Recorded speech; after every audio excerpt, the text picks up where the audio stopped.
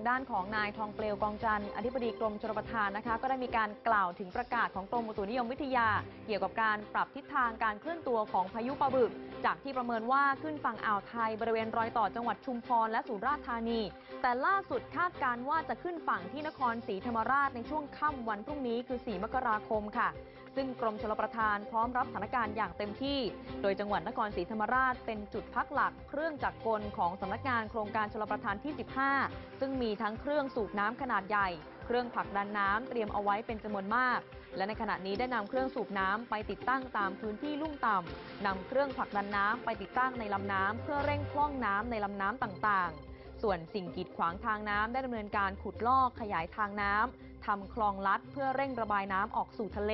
ทำให้ลำน้ำต่างๆมีพื้นที่รองรับน้ำจากน้ำฝนที่จะตกหนักขณะที่อ่างเก็บน้ำขนาดเล็กและขนาดกลางได้พร่องน้ำไว้แล้วเช่นกัน